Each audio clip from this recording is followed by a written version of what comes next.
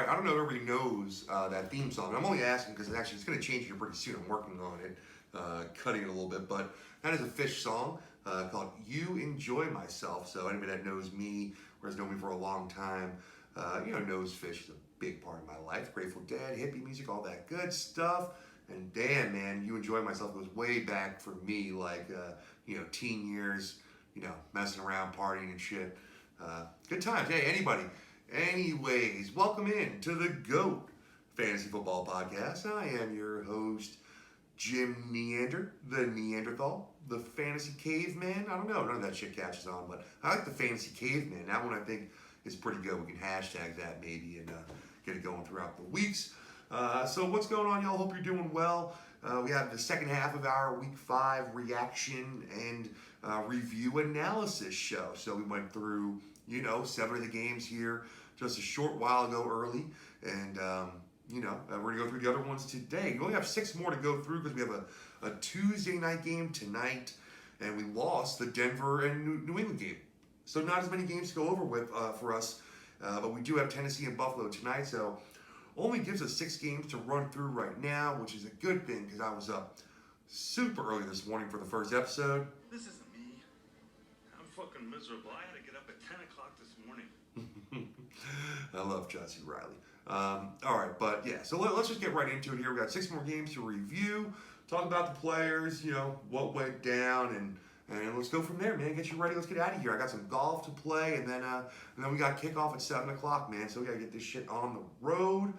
All right, let's start with the Jaguars visiting the Houston Texans. So we know the Texans just cleaned house. Bill O'Brien was the house. The coach and the GM gone. Lots of questionable moves, trades, rebuilding that just hasn't seemed to work.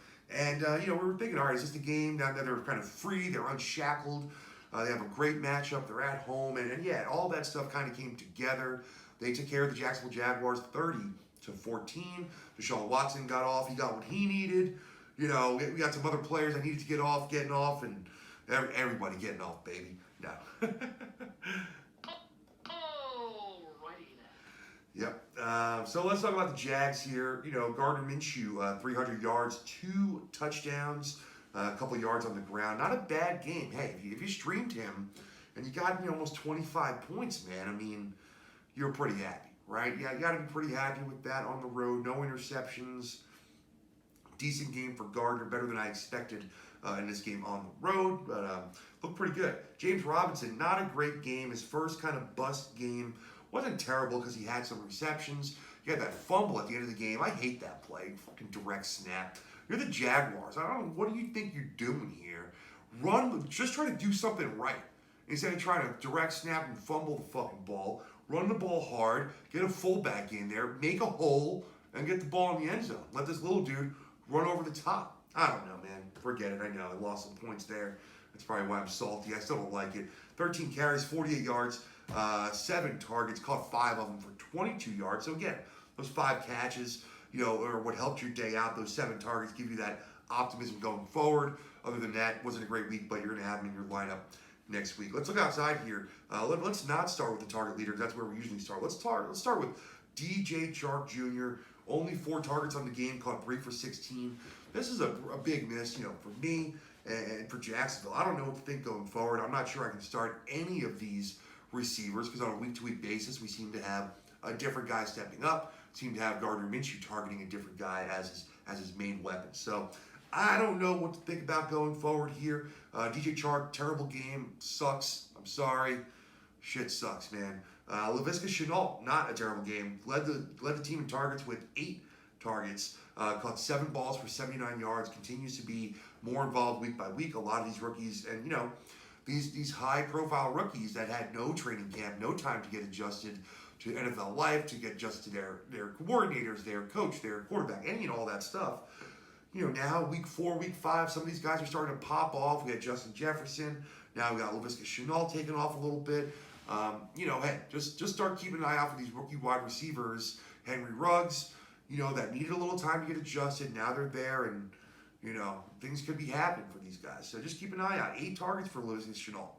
The guy's a playmaker. Give a guy like that 8 targets a game, he's going to start making some shit happen. So Not much else going on out here. Keelan Cole, hey, he had 6 targets. He also had a touchdown. But he caught 2 balls for 25 yards and a touchdown. Continues to be a dart throw at best week to week. Chris Conley caught 2 balls on 2 targets for 58 yards. Chris Thompson was involved a little bit out of the backfield, 3 for 35. But long story short is that, you're playing James Robinson, you're streaming Gardner Minshew when you want to with the matchups if you need to. And then for the wide receiver, someone's going to score some points on a week-to-week basis, but I don't think there's enough points to go around to expect more than one guy to have a lot of points, and then you have to pick the right guy that week. And right now, you have Chark, you got Laviska Shenault, and to a lesser extent, Keelan Cole, and even Chris Conley. And it's a game I don't know that I want to play. Deshaun Watson, let's go to Houston. Deshaun Watson, 359, 3 touchdowns, 2 interceptions. You don't like to see the 2 interceptions, but a couple of yards on the ground to help offset a little bit of that. But hey, you like to see him, get a big win. You like to see him put some points up on the board, and you love to see him create that connection with Brandon Cooks, who had a beast game. We'll talk about in just a second here. All right, David Johnson, 17 carries, 96 yards, decent game on the ground. Only had 2 receptions on 4 targets for 7 yards. So without the touchdown, it was a viable game, right? You got over 10 points. That's okay. The volume's still there. So you're still probably playing him with how running backs look right now. Excuse me. But maybe you'd rather not. I don't know. All right, Brandon Cooks, as I mentioned, monster game. 12 targets, 8 catches, $161, and a touchdown. Huge game for Cooks. First one. What does this mean going forward? I don't know. I'm not ready to start him over Will Fuller. I don't know that I'm ready to start him yet. This was a good start.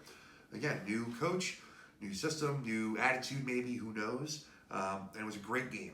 Great game. But I'm going to leave it there. I'm not going to chase the points next week. I want to see it happen again. But he probably was dropped in a lot of leagues and is on the waiver wire. And probably behind Chase Claypool will be my number 2 waiver wire pickup. So you can look at him. Will Fuller, another 8 targets, 4 catches, 58 yards, and a touchdown. So got what you needed out of Fuller. 8 targets you're happy with, another touchdown, and he's still healthy. He's still playing. Good times. Randall Cobb, 6 targets, caught them all, 47 yards. Continues to be a very low ceiling dart throw as a flex player. I don't want to play him, but I mean, you could. All right. And then Darren Fells, tight end. We knew Jordan Akins was out. Only had 2 catches, 2 targets, but 57 yards and a touchdown. I'm not ready to play him, but he had a good game, so I want to bring him up and give him his shout out there. Oh my God, when did I just stuffed up in the last 20 minutes? I don't know how or why, but I did. That's the coolest fucking story I've ever heard in my entire life. That's insane. Can I hear it again? Do you have time? All right, thanks for the assist, Jonah. Give me a second there. All right. Miami Dolphins, 43-17. Definitely, the biggest, probably the second biggest upset of the week. I would say that the Raiders going to KC and beating the Chiefs, even though by a smaller margin, was definitely a bigger upset. But Dolphins absolutely spanked the 49ers, okay? 43-17. It was 30-7 at the half. Game was never in question. And, the 49ers couldn't get anything going. They benched Jimmy G at the half. It was brutal. Let's start over here with the Miami Dolphins now. On paper, you're thinking, maybe not a great matchup. Maybe you don't want to play Ryan Fitzpatrick. This is going to be that game where he throws, 4 interceptions. No, he whooped ass. 350-3. 154.5 quarterback rating. Almost perfect. I mean, the guy was an absolute animal. If you had the balls to play him, you definitely got what you asked for, man. You got it all, and we were very happy about it. Myles Gaskin continues to be the guy to own in the backfield here. Jordan Howard was a healthy scratch. And that added to Gaskin's value because, as we've been saying, he's been great. Only problem is 0 goal line work. They've been giving it all to Jordan Howard, even though he hasn't gotten any yards on any other carries. They give him the goal line work. Now, Gaskin got the goal line carry, got the touchdown. So 16 carries, 57 yards, and a touchdown. And then added another 5 receptions, 34 yards on 5 targets. And that's a weekly thing with the receptions. So, Myles Gaskin is an RB2 at this point, right? I mean, I know he missed a couple of games. Let's see where he actually comes in on the year so far in PPR. Let's try to find him. Now, he can't be that far. He's number 15. You know, he's a 15 running back on the year right now in PPR. You gotta love that. He's ahead of Miles Sanders. Shit. And James Conner. So I'm just saying, I know it's 5 games, so you know. But he's looked really good. The usage is there. Continue to use him. You'll be happy about it. All right. Breida, as I mentioned, continues to get more involved. Those 9 carries, only 28 yards, not a good game. Only had 1 target, but just keep an eye on it. Gaskin is the one to play, but you know Breida's in the back of the mind. It's a running back desperate situation right now, right? Desperate. So 10 opportunities is not nothing, right? All right. Lynn Bowden Jr. got on the field a couple times. Didn't do anything. Just saying, in case you didn't know that he got on the field, he did. So did Clayton Fejedelem. I don't know who that is, but I wanted to try to say it, and I don't think I did it good. But Clayton Fejedelem got 1 carry. So yeah, keep an eye out for Fejedelem. And then the receivers. So Preston Williams, here we go. You know, again, as we were talking about, like, you know, people we were high on that didn't do anything, that maybe were cast aside, that are now coming back. Preston Williams, perfect example of that kind of guy.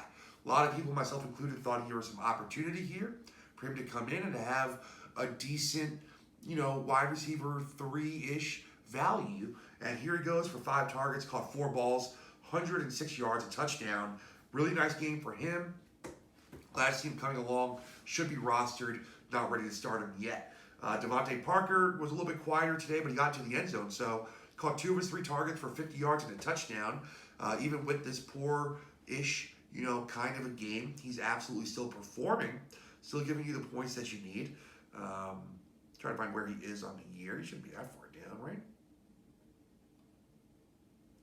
I mean, he's having a good year, but I can't find him. Also can't read. No, there he is. He's number 20. All right, so yeah, he's a wide receiver too. I think I had him at 13 maybe before the season. So 20, and he still has a chance. He's got 2 touchdowns right now. Yeah, he's got a chance, man. Parker's going to come up. He's good. Keep Parker in your team. Keep playing him. Don't worry about the rest of the Dolphins there. All right, so San Fran, what happened here? Jimmy G, did he come back too early from the ankle? Did he just play like shit? Did they just not want to play him? I don't know. But he got benched at halftime after throwing for 77 yards, no touchdowns, and 2 interceptions. And then CJ Beathard came in and, hey, threw for 94 yards and a touchdown, whatever. I'm sure next week it'll be Jimmy G, but not the best look. You know, crazy here on the side. So Raheem Mostert, we weren't sure if he's going to play, if he's going to be limited, blah, blah, blah. He gets like all the carries, 11 carries, 90 yards. That's what he does like every week. And then he also gets to work on the outside. Not a lot, but 3 targets, 3 catches, 29 yards. Jerick McKinnon, who I expected to be the number 1 back this week for San Fran, got 1 carry for 0 yards. And he did have 4 targets, but he only caught 2 balls for 5 yards. It's an awful game for McKinnon. I played him in DFS, and I struggled. That's my bad. I missed that one bad. Fucking A. Raheem Mostert, man. So, going forward, Mostert is the guy. And there still might be weeks where McKinnon is valuable, absolutely. Tevin Coleman will be back, but for now it's Mostert and Mostert alone. And let's go outside here. All right, so it was great to see Deebo Samuel back on the field. First game back on, had 8 targets. Now, only caught 2 balls for 19 yards, but that's not the storyline here. The storyline is that he was on the field, that he had 8 targets. That's a great, great, great sign for people that have him on their bench. Keep him there and just wait, but he could be the kind of guy that is supremely valuable the back half of the season, so you're happy about that. Brandon Ayuk, another 6 targets. So listen, he's not going away. It wasn't a great game. 3 catches, 44 yards. He had atrocious quarterback play in this game. So that is what it is. But just, you know, if you're an Ayuk owner, be happy that he's on your bench. He's still getting work. Great. George Kittle, disappointing game. 8 targets, 4 for 44. You know, what are you going to say? I mean, you know, 4 catches, 44 yards, not the worst thing that ever happened. If that's his, like, you know, floor, then you're kind of okay with that. Right? Aren't you okay with that? I think you're okay with that. All right. Let's see here.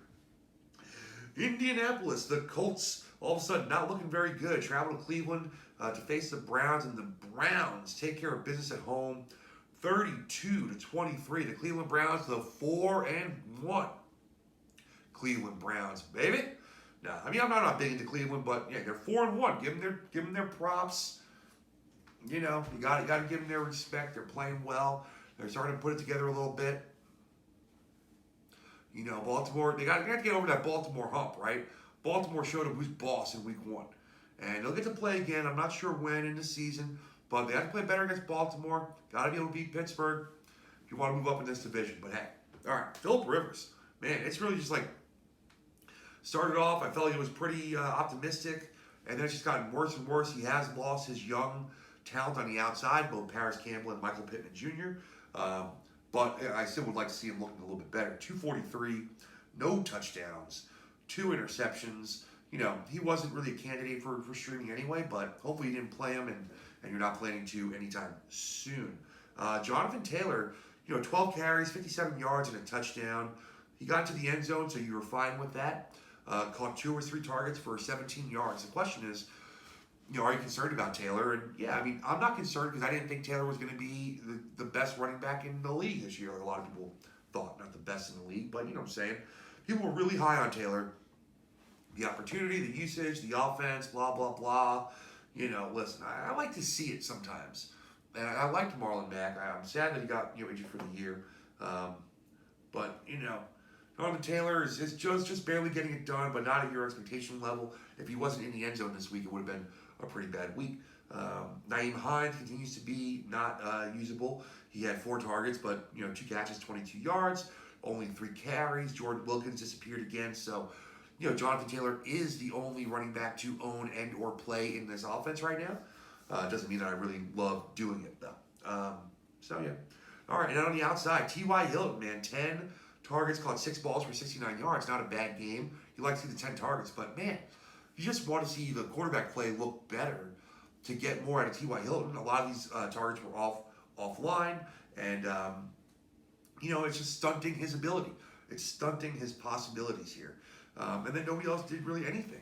For wide receivers, you had Trey Burton on the outside catch 5 of his 6 targets for 33 yards. And then you had Jack Doyle, had 2 targets, didn't catch either one. Mo Alley Cox had 1 target, didn't catch it. So all of a sudden, it's the Trey Burton show. So you can't really start any tight ends out here either. So Indianapolis is all of a sudden, the well has dried up. I don't want to start any fucking Colts going forward right now, with the exception of Jonathan Taylor. And I'm not even thrilled about that. So, that sucks, but that's where it is. All right, the Browns, again, looking better. Baker, 247, 2-2. Still just on the, outside cusp of streamability on week to week. This was a really good week for him, and it's 247, 2-2. Hey, and at least it's getting better for his weapons, right? The fantasy outlook for his guys are getting better, and that's a good thing. All right, so we know we know Nick Chubb's going to be out for a little while. Kareem Hunt taking over with D'Ernest Johnson. The question was, what will be the split? How big will the split be? Yada, yada. How much work will D'Ernest Johnson get? What will they do?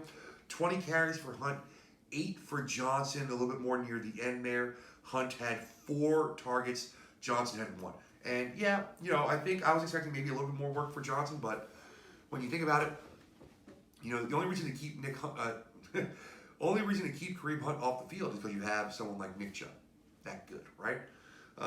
So if you don't have Nick Chubb anymore, you have Kareem Hunt, you put him on the field. D'Ernest Johnson looks good when he gets the ball, and that's great.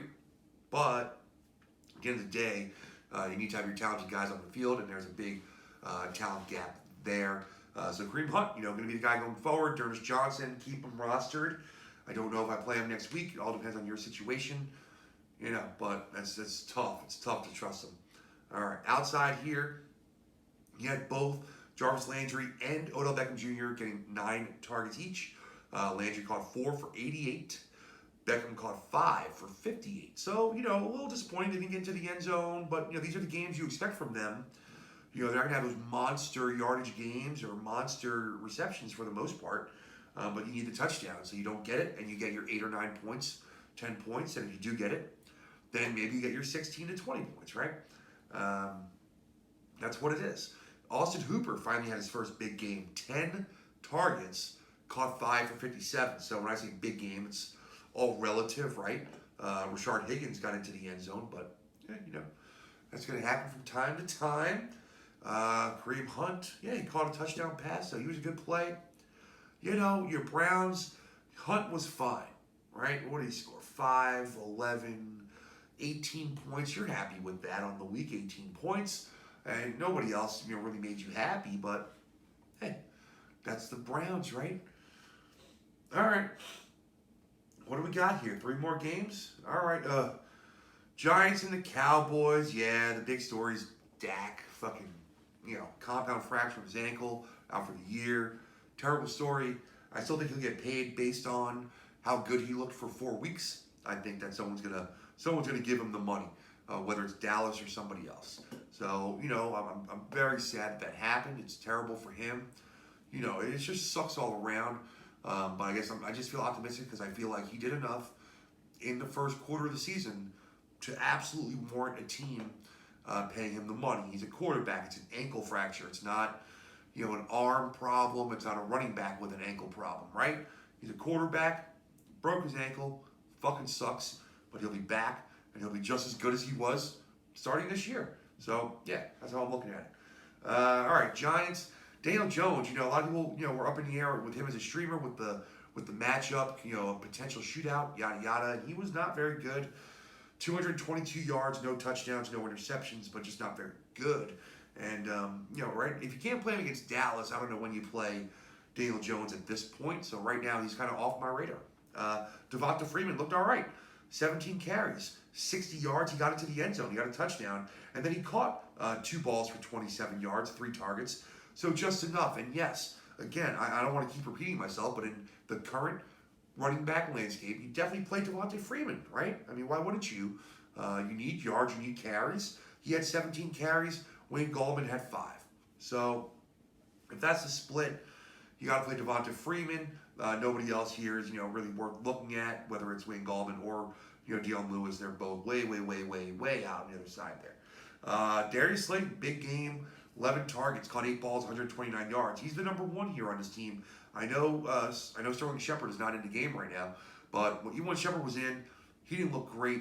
Slayton does, and at this point, they need to gear their offense with Slayton as their number 1 option. It'll only help him when Shepard gets back. More weapons to have to defend. I think that helps Slayton, honestly. Of course, some targets can go to Shepard. That's how it always is. Some targets go everywhere, right? Dion Lewis had 4 targets here. Gallman had 2. Caden Smith, I mean, they didn't throw the ball a lot. How many fucking 33 attempts? Yeah. So 33 attempts, man, that's just bad. They're just a bad team.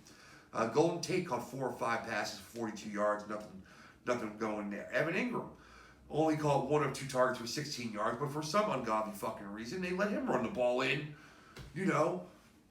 for a touchdown. So he has a touchdown run. And that's what gives his game. Excuse me for being mad, but I played Evan Ingram in a couple of leagues, and I'm still in one league where I might fucking lose because of that rushing touchdown. So, I'm not happy about that bullshit. I don't know why he's getting any of that work.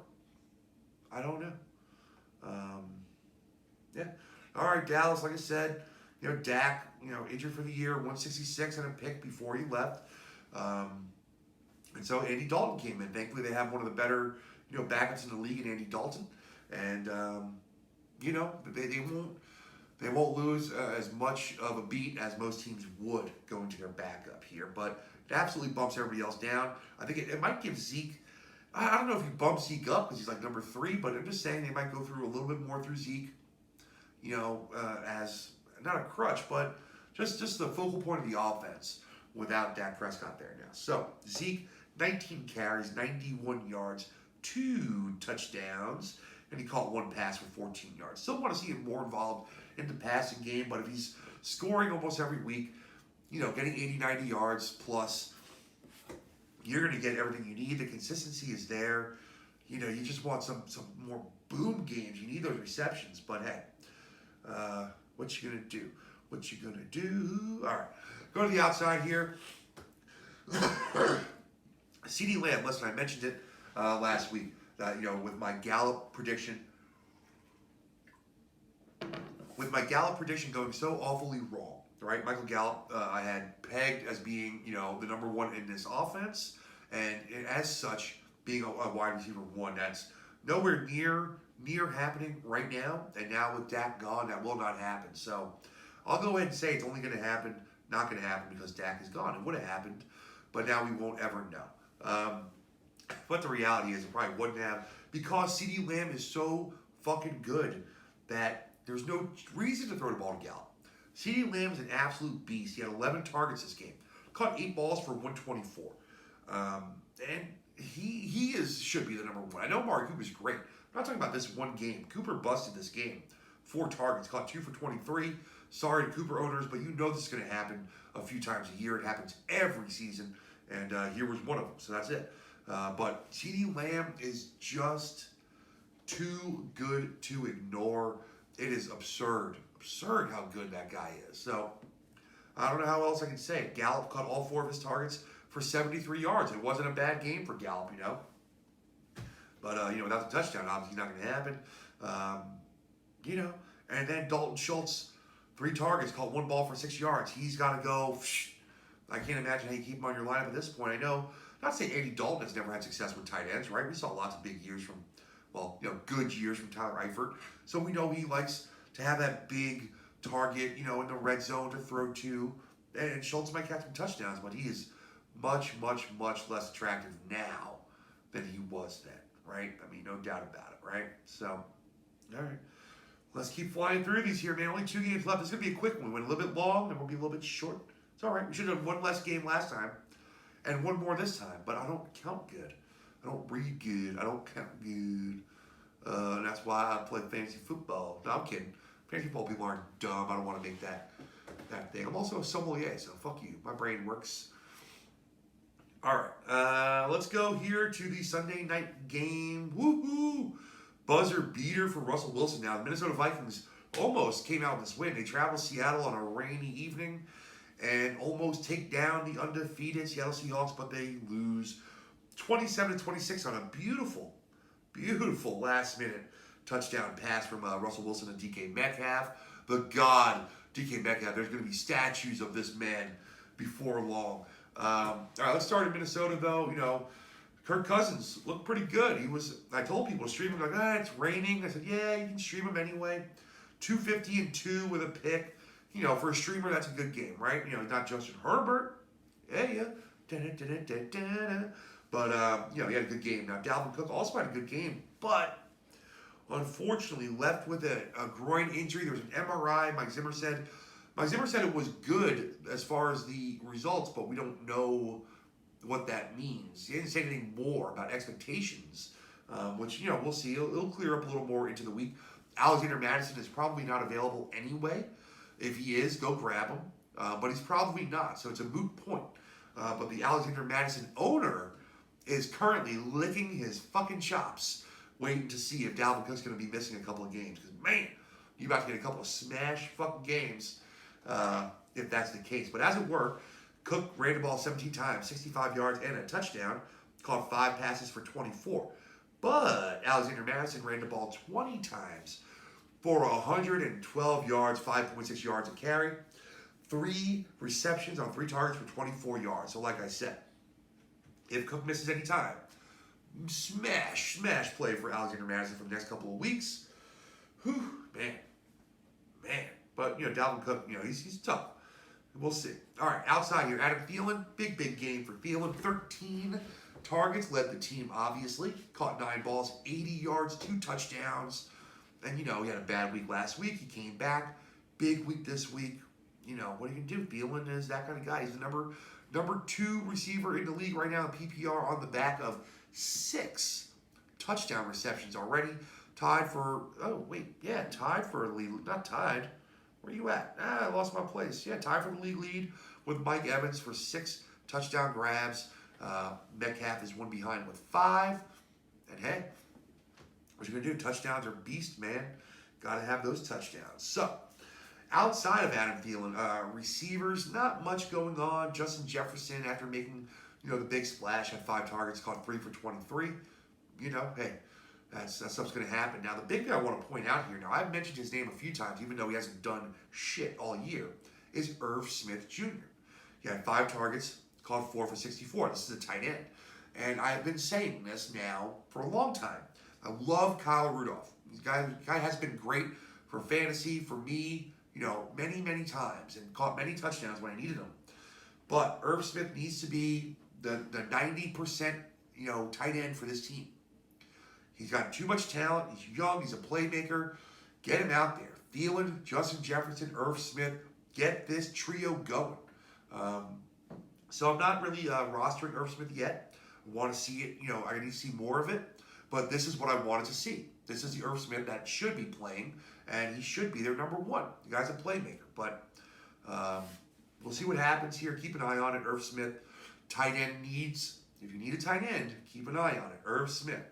Russell Wilson, 217 yards, but 3 touchdown passes. Leads the league by far. I think he's got 19. Yeah, 19. Who's second? Aaron Rodgers with 13. He's played one less game. So, I get it. Rodgers has one less game there. He's probably not going to throw 6 touchdowns his next game. So let's assume that Russell Wilson will still be the leader. And then, Mahomes with 13 also, but he has played 5 games. So, hey, Russell Wilson's fucking killing it. You know that. I mean, no reason to think that you're not playing him anyway. So, there you go. Who else we got out here? Chris Carson, got in the end zone again, thankfully. I mean, thankfully this team's in scoring position so often. He only had 8 carries on the day. There were only 11 running back carries on the day for Seattle. In a kind of a rainy day. I know they were down early, but still, I don't know. But he got 52 yards on those, 8 carries and a touchdown. Caught 6 balls for 27 yards. So that's it, 8.7 points in the receiving game, plus the touchdown and then a little bit of work. It's 20 points almost. And, however it happens, every week you're getting a good Carson week. It just keeps happening, right? It can be receiving touchdowns. It can just be receptions. It can be rushing touchdowns or just rushing volume. I mean, it really can happen anyway. He's got 3 TDs through the air and 3 on the ground right now. So you love that. I mean, he's a number 5 running back right now. Number 5. I should have been higher on Carson. That's my fault. Should have been a little higher on him. Let's go to the outside here. DK Metcalf. Him and Lockett were both basically non-existent for the first half. You were worried. And then they both, got involved in the second half. But Metcalf to a much heavier extent here. 11 targets, caught 6 for 93 and 2 touchdowns. Guy's an animal. What do you say? He is the number 4 wide receiver in PPR formats right now. Tyler Lockett is still number 9, which I think is right where I had him in preseason rankings.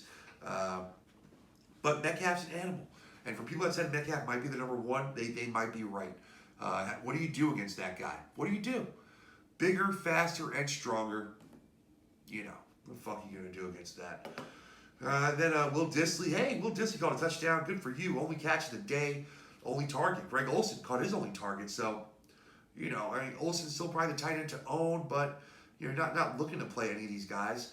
David Moore didn't catch any of his 3 targets, and Freddie Swain caught both of his, but only for 14 yards. So it was a little bit of a weird game for Seattle. I get it. But it still continues to be Russell Wilson, Chris Carson, Metcalf, and Lockett playable every week, and then you go from there. All right. Let's go to New Orleans. Last game, the Monday night game. Well, actually, not the last game of the week, the last game for us. We still have a Tuesday night game tonight, baby. Yeah. But last game for us right now, and, obviously with the news that Anthony Lynn was going to stay with Justin Herbert, I think it was the right call, obviously.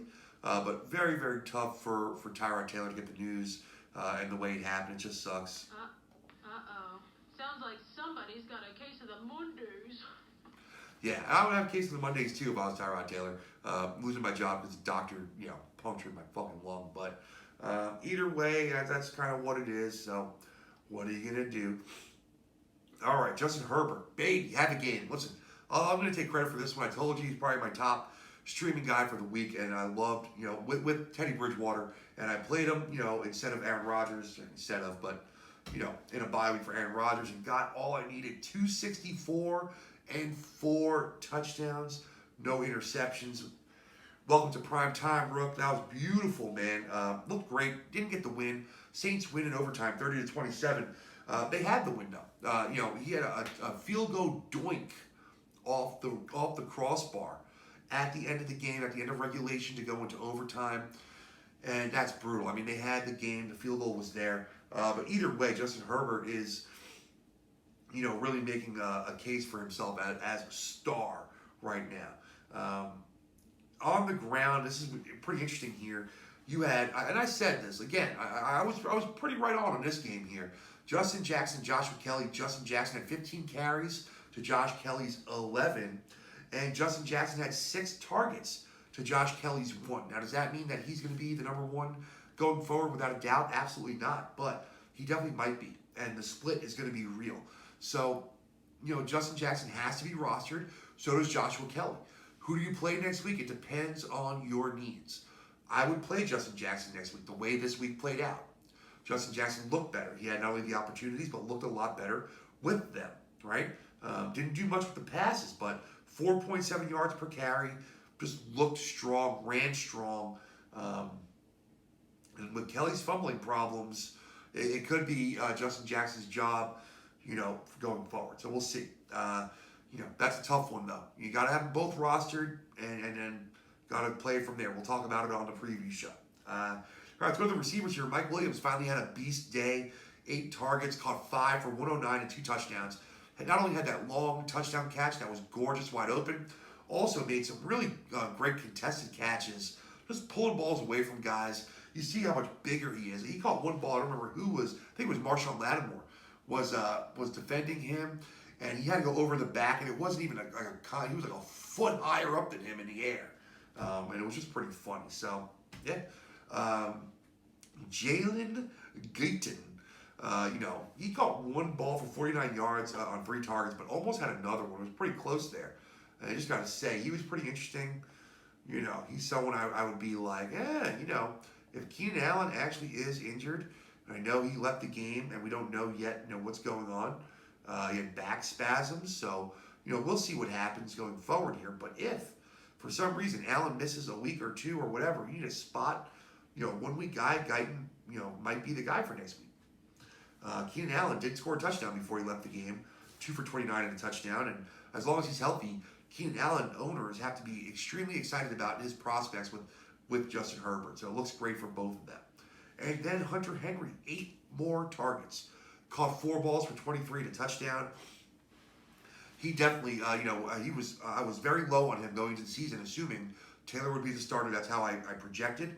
And now that, Herbert's the starter, Hunter Henry should be a top, tight end 1 on a weekly basis, at least rated that way. And he's going to get the work here. I see him for 5-6 targets basically every week, and a very good chance of scoring in most weeks. So I love picking up Henry. If anybody dropped him, I have one league I'm in right now where I have Dalton Schultz and Hayden Hurst. And Hunter Henry is on the waivers. So guess who my number 1 waiver wire is going to be next week? Damn fucking right. All right, finishing up with the New Orleans Saints, who came back after looking pretty bad in the first half. We're able to get it together here. This offense doesn't look great. The Dinkin, the Duncan, too much Taysom Hill. I know. But they'll get Michael Thomas back eventually if he stops punching his teammates in the face. And we'll see how that helps. 325 yards for Breeze, a touchdown, and a pick. Not enough. But he did run the ball in. He got that one sneak. So that one extra touchdown there, made your week worth it. Taysom Hill also ran in a touchdown.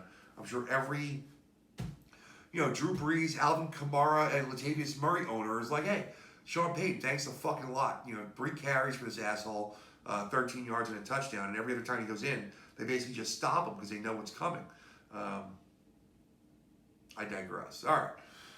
Alvin Kamara ran the ball 11 times for 45 yards. Would have been terrible, except for the usual 8 receptions, 74 yards on 10 targets. So, hey, you're going to get 15 points, just in receiving yards and receptions and receiving yards. And, yeah, you're going to have a good week. You don't need a touchdown to score 20 points. That's wild. So, yeah, Kamara's still looking good. Still well ahead of everybody else for running backs right now. Not only in overall points, but points per game. Aaron Jones, the only one that's even close in a points per game setting. McCaffrey, but he only played 2 games, so I'm not going to give that to him. Yeah. All right, let's close it up here. Emmanuel Sanders, 14 targets. I mean, I was like, I don't even know if he had 14 targets the whole season up to this point, maybe. I don't know. But hey, you got him this game. And that definitely helped his stock. So, Emmanuel Sanders just jumped up to the number 23 wide receiver on the year with this performance. 12 catches, 122 yards. And that did give him a big bump. So up till today's game, he had 14 catches. And let me do some quick math here. On 14 catches on 22 targets in 4 games. So, yeah, basically almost matched his output in this game. So, I know Michael Thomas is going to come back, but at the end of the day, this can maybe, build some confidence between Breeze and Sanders and give him some more value going forward. I'm not saying he's going to be the guy to own, obviously. It's Thomas. Just saying, this could be the beginning of a beautiful friendship, right? Who else did anything? Jared Cook, hey, not a great game target-wise, but he caught 2 balls for that 52 yards and that big touchdown. So you got what you needed, man. Jared Cook gave you what you needed. You want to see more targets, but he just came back.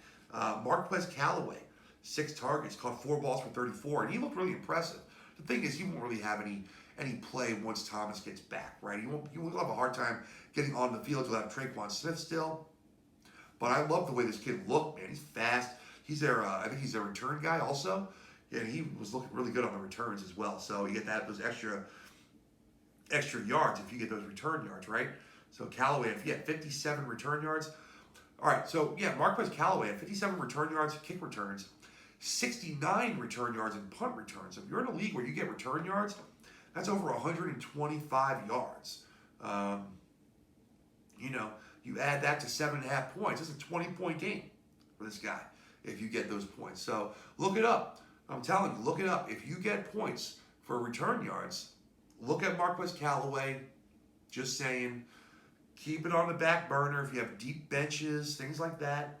Just don't completely throw that away. All right. And Traquan Smith was a bust. Hopefully you didn't play him because it was a bust. So that's it. That's the end. That's the Week 5 reaction, review, analysis, all that good stuff. So tomorrow's Wednesday. We'll have a show for you. We'll talk about tonight's game, the Tuesday game, Buffalo and Tennessee. And we'll have a little fun show for you tomorrow. We're not going to start our previews yet. That's on Thursday. So we'll see what we do tomorrow. Wednesday's always a wild card. Wild card Wednesday. We'll have some fun. Folks, if you're watching us on YouTube, you know the drill. Hit the bell. Subscribe to the channel. Like the videos. Share them if you can. You can listen to us anywhere you listen to podcasts. Spotify, Google, Apple, all that good stuff. All the small ones. My hosting site is Spreaker. Spreaker's a really cool site also. Check them out, man. All right. That's going to do it for the GOAT. Everyone enjoy the game tonight. I wish you good luck. I still have 2 games that are on the fence. I got individual defensive players playing. I'm playing against individual defensive players. Playing against Stephon Diggs. Man, I'm sweating it, but let's go. Let's go, Buffalo. Let's get a big win. Everybody have a good day. See you soon. Take it easy.